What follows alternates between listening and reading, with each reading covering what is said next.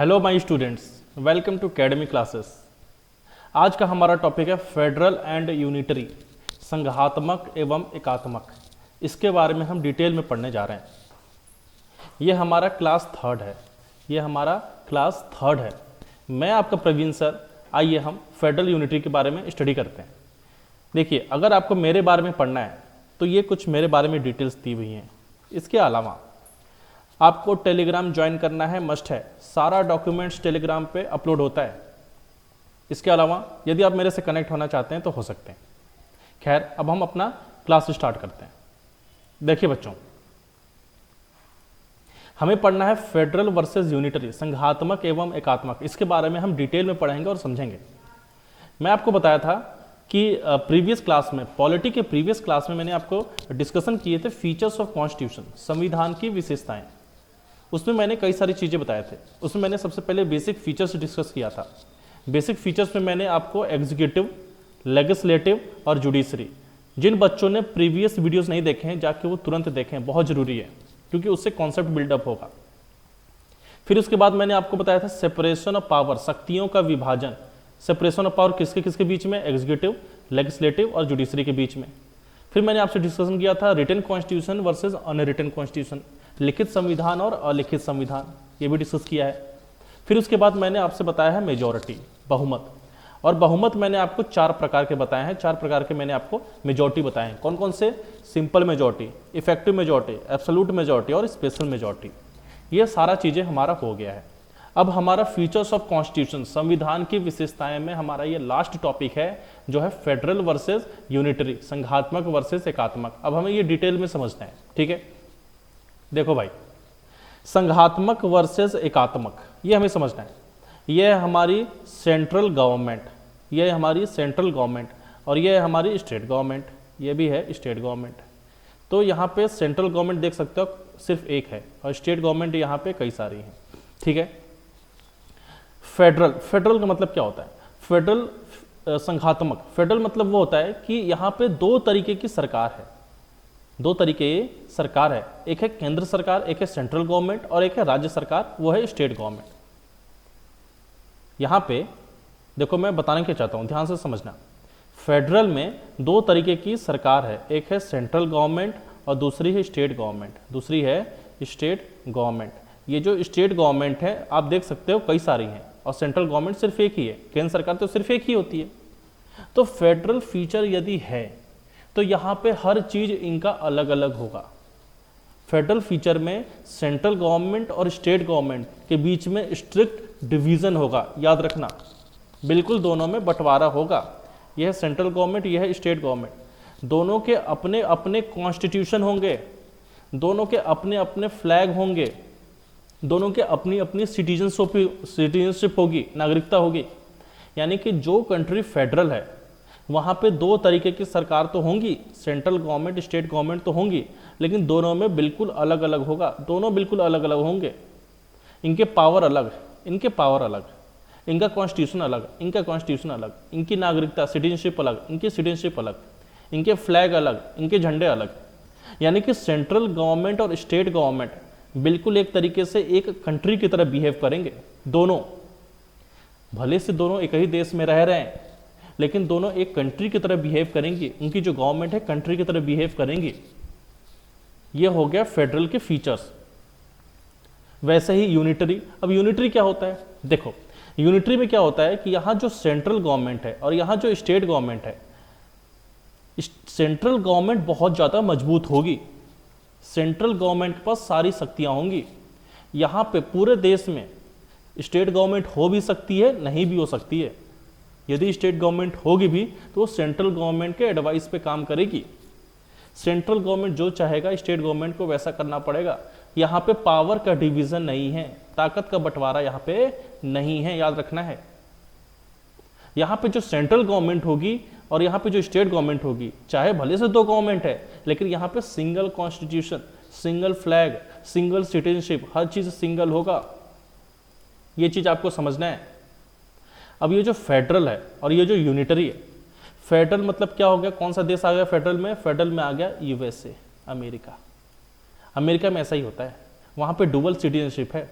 आप उस स्टेट के भी नागरिक होते हैं और पूरे अमेरिका के भी नागरिक हैं। लेकिन यूनिटरी जो कंट्री है जैसे कि यूके, वहाँ पे ऐसा नहीं है, आप पूरे देश के एक ही नागरिक हैं, सिंगल कॉन्स्टिट्यूशन है, सिंगल फ्लैग है, सिंगल सिटीजनशिप है। तो ये हो गया फेडरल, ये हो गया यूनिटरी। अब इसके बारे में थोड़ा सा हम डिटेल में पढ़ लेते हैं। देखो यहाँ पे दिया है ना कि इन फेडरल कॉन्स्टिट्यूशन दो तरीके की सरकार होती है और दोनों एक दूसरे के बराबर होते हैं, कोई एक दूसरे से इन्फीरियर नहीं होती। लेकिन यहाँ पे एक सुप्रीम गवर्नमेंट होती है, एक सुप्रीम गवर्नमेंट जो होती है सेंट्रल गवर्नमेंट यूनिटरी में, और स्टेट हो भी सकती है नहीं भी हो सकती है, डिपेंड करता है। यदि फेडरल गवर्नमेंट है, याद रखना, यदि फेडरल गवर्नमेंट है तो वहां पे इंडिपेंडेंट जुडिशरी होगी, इंडिपेंडेंट होगी जुडिशरी, क्योंकि सेंटर और स्टेट के बीच में डिस्प्यूट हो सकता है, उस डिस्प्यूट को सॉल्व कौन करेगा, उसके लिए एक इंडिपेंडेंट जुडिशरी चाहिए। लेकिन यूनिटरी गवर्नमेंट में ऐसा नहीं है, जुडिशरी हो भी सकती है नहीं भी हो सकती है, पावरफुल, डिपेंड करता है। फॉर एग्जाम्पल यूके में जुडिशरी इतनी पावरफुल नहीं है। तो इतना आपको समझ में आया क्या? ठीक है। अब देखो ये जो फेडरल कॉन्स्टिट्यूशन है, यहाँ पे कॉन्स्टिट्यूशन डिफरेंट होगा, सेंटर का भी स्टेट का भी, यहाँ पे फ्लैग भी डिफरेंट होगी, यहाँ पे सिटीजनशिप भी डिफरेंट होगी सेंटर की और स्टेट की। लेकिन जो यूनिटरी है यहाँ पे single constitution, single flag, citizenship, हर चीज़ सिंगल होगा, सेंटर स्टेट का दोनों का। इसका एग्जाम्पल है यूएसए, इसका एग्जाम्पल है यूके, ये आपको समझना है। ठीक है।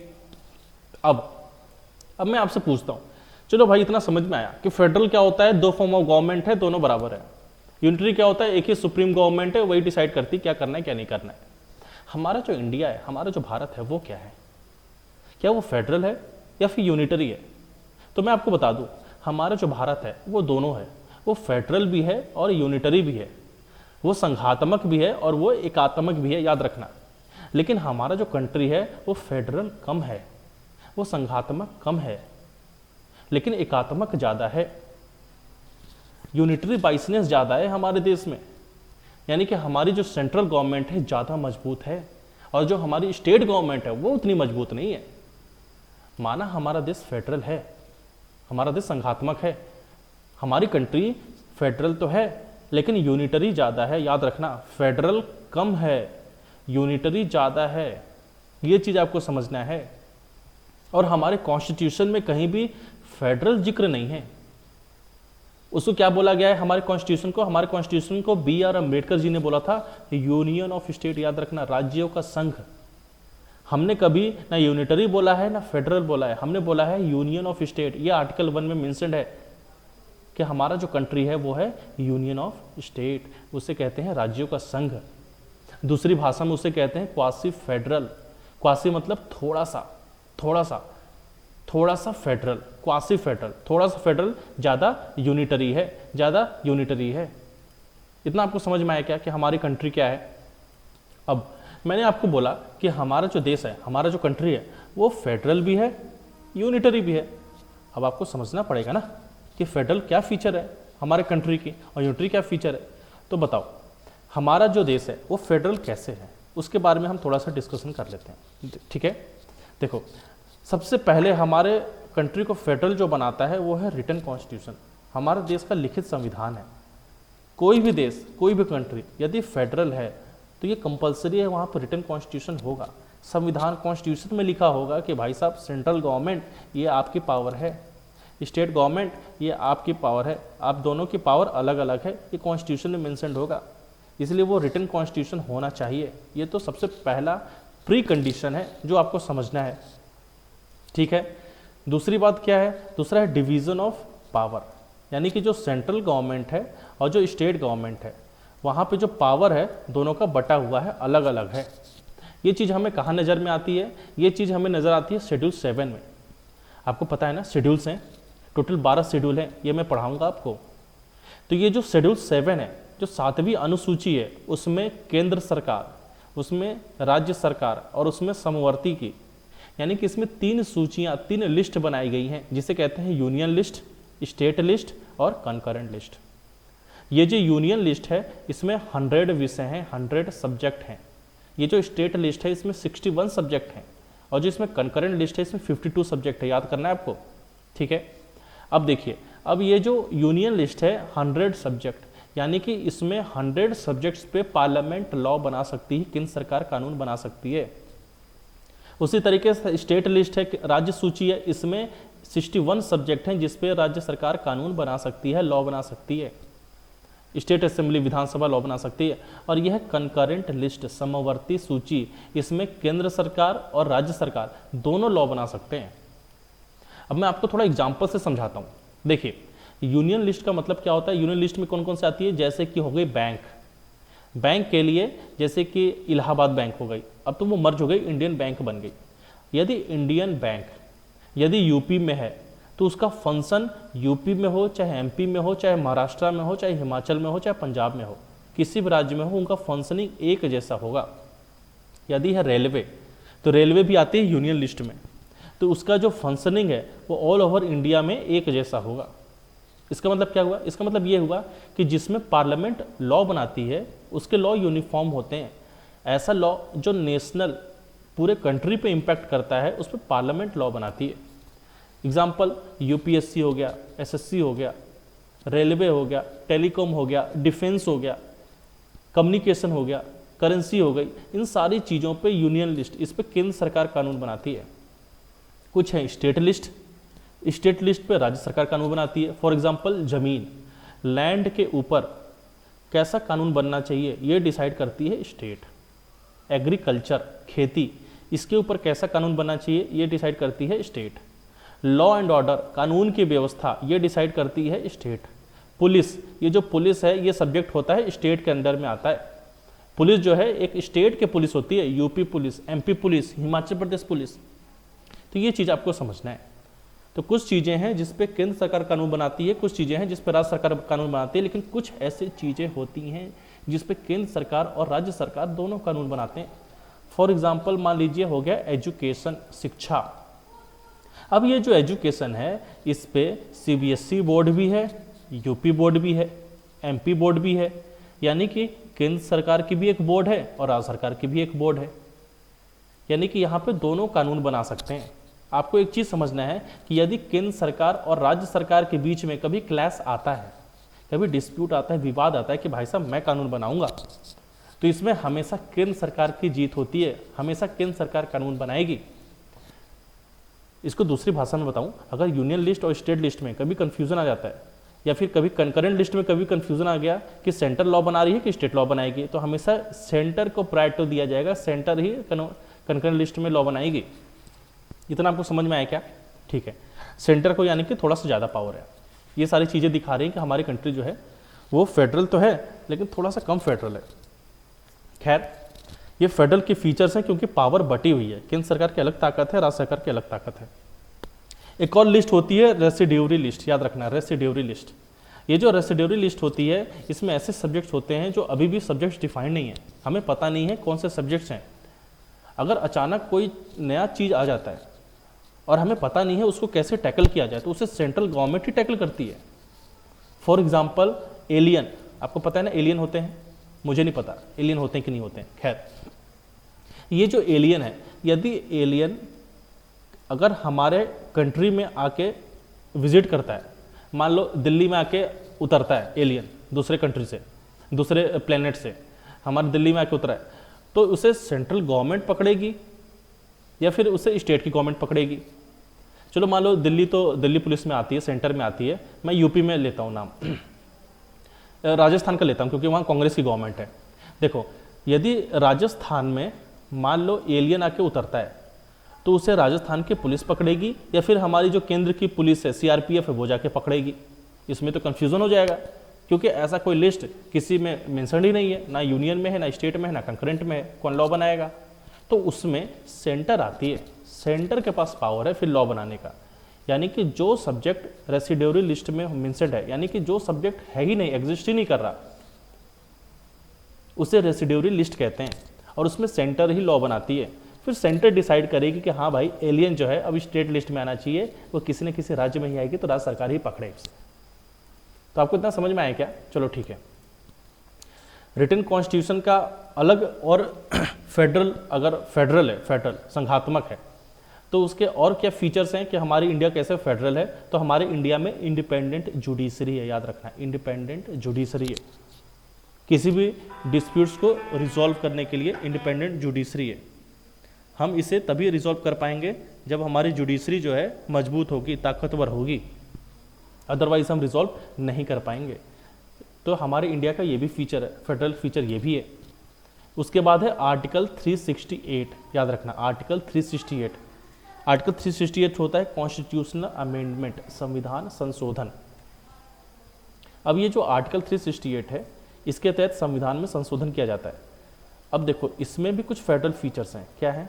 यदि फेडरल डिस्प्यूट्स होते हैं, फेडरल मैटर आते हैं, संघीय कोई डिस्प्यूट्स आता है, विवाद आता है, तो उसके लिए सेंटर तो लॉ पास करेगा ही करेगा।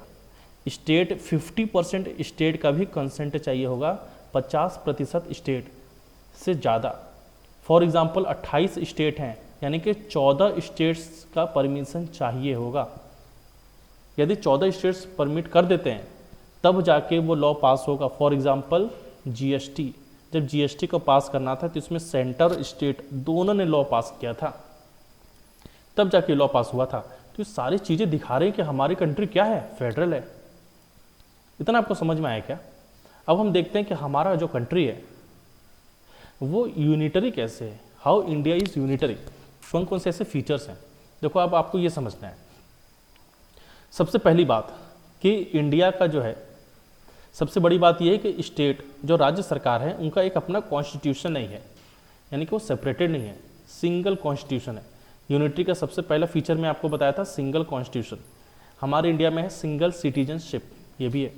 और आर्टिकल 352 के वजह से, आर्टिकल 352 कहता है नेशनल इमरजेंसी की बात करता है, राष्ट्रीय आपातकाल की बात करता है।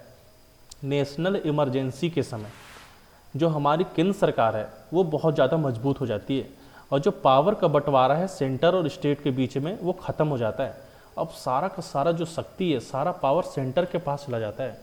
अब सेंटर जैसे चाहे वैसे पूरे देश को संभाल सकती है, पूरा देश अब दिल्ली से चलेगा यदि राष्ट्रीय आपातकाल लग गया तो।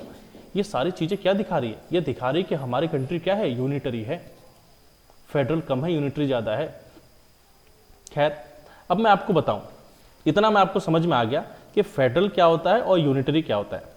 एक चीज़ मैं आपको और बताना चाहता हूं। देखो जैसे कि मैंने आपको बताया था कि 7वें शेड्यूल में, 7वें अनुसूची में एक है यूनियन लिस्ट, फिर है स्टेट लिस्ट, फिर है कंकरेंट लिस्ट। केंद्र सरकार यहाँ पे लॉ बनाती है, राज्य सरकार यहाँ पे लॉ बनाती है, और दोनों, केंद्र सरकार चाहे राज्य सरकार, सेंट्रल गवर्नमेंट चाहे स्टेट गवर्नमेंट, दोनों लॉ इस पे बना सकते हैं। इतना आपको पता चल गया।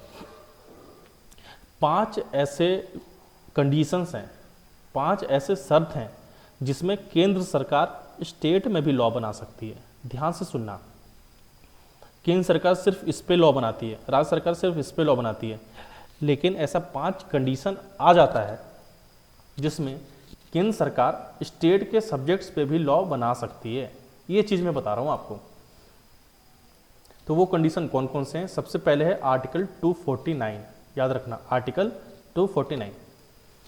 आर्टिकल 249 के तहत राज्यसभा के पास एक पावर आ जाता है। राज्यसभा के पास अपना एक पावर है।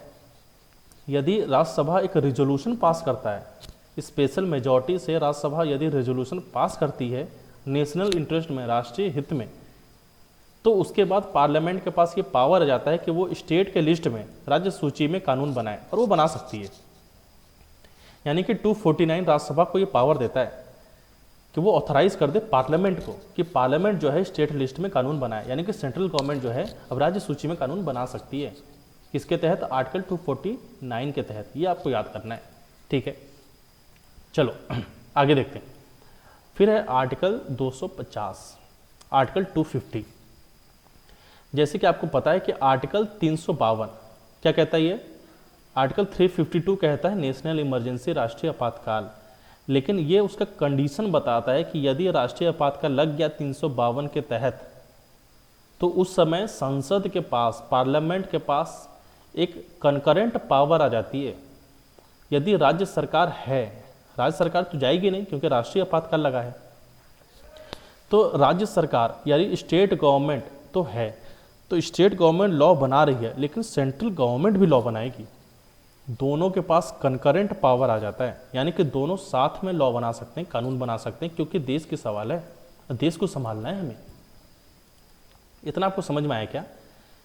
इसको मैं फिर से बताता हूँ, 250 के तहत, आर्टिकल 250 के तहत हम क्या कर सकते हैं, हम जो है राष्ट्रीय आपातकाल के समय हमारी जो पार्लियामेंट है वह कंकरेंट पावर उसके पास आ जाता है, अब वह भी कानून बना सकती है स्टेट लिस्ट में।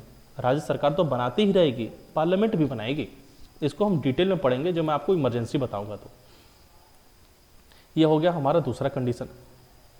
तीसरा कंडीशन यह है आर्टिकल 252, याद रखना है 252। याद करने का तरीका है दो या दो से अधिक राज्य एक रिजोल्यूशन पास करते हैं और पार्लियामेंट हमारे संसद को ऑथराइज करते हैं, तो हमारी संसद कानून बना सकती है स्टेट लिस्ट में, राज्य सूची में। ये है 252 में। फिर उसके बाद है 253। 253 में क्या है, यदि अंतर्राष्ट्रीय समझौता, इंटरनेशनल ट्रीटीज़ को हमें अपने देश में लागू कराना है, जैसे कि बायोडाइवर्सिटी एक्ट, ये हमारे देश पे बनाना था। अब ये हमने क्यों बनाया, क्योंकि हमने इंटरनेशनल ट्रीटी पे हमने साइन किया था, इंडिया पार्टी था। किसका? कन्वेंशन ऑन बायोलॉजिकल डाइवर्सिटी का इंडिया पार्टी था, CBD का पार्टी था, इसलिए इंडिया को कानून बनाना पड़ा। यदि इंटरनेशनल ट्रीटी होती है तो भी स्टेट लिस्ट में पार्लियामेंट हमारी लॉ बना सकती है, ये मैं आपको बताना चाहता हूँ। फिर उसके बाद है लास्ट है हमारा 356। 356 के तहत अगर स्टेट में प्रेसिडेंट रूल लगा है, याद रखना प्रेसिडेंट रूल लगा है, यदि प्रेसिडेंट रूल लगा है यानी कि स्टेट असेंबली वहाँ पे डिसॉल्व हो चुकी है, तो स्टेट गवर्नमेंट डिसॉल्व हो चुकी है क्योंकि वहाँ पे लगा है प्रेसिडेंट रूल। किस आर्टिकल के तहत? आर्टिकल 356 के तहत। अब वहाँ पे प्रेसिडेंट रूल लगा है तो स्टेट गवर्नमेंट वहाँ पे फंक्शन ही नहीं करेगी, क्योंकि असेंबली, वहाँ की विधानसभा जो है वो हो गई खत्म। अब उसके बाद पार्लियामेंट को एक पावर मिल जाता है कि पार्लियामेंट जो है वो स्टेट के सब्जेक्ट्स पे लॉ बनाए, तो पार्लियामेंट इस पे लॉ बना सकती है। तो आपको मैंने 5 कंडीशंस बताए। कौन कौन से कंडीशंस मैंने बताए आपको? पहला कंडीशन था कि राज्यसभा यदि ऑथराइज करता है यदि राज्यसभा ऑथराइज करता है तो पार्लियामेंट लॉ बना सकता है। फिर उसके बाद है यदि नेशनल इमरजेंसी के समय पार्लियामेंट के पास पावर आ जाता है, लॉ बना सकता है। फिर उसके बाद है अगर 2 और 2 से अधिक पार्लियामेंट को ऑथराइज करते हैं रेजोल्यूशन पास करके, तो पार्लियामेंट लॉ बना सकता है। फिर उसके बाद है इंटरनेशनल ट्रीटीज़ को इम्प्लीमेंट कराने के लिए पार्लियामेंट लॉ बना सकता है। और लास्ट है प्रेसिडेंट रूल, राष्ट्रपति शासन अगर लगता है तो हमारी पार्लियामेंट लॉ बना सकती है। तो हमारा क्लास यहीं पे एंड होता है। आपको क्लास कैसा लगा प्लीज़ मुझे बताएं।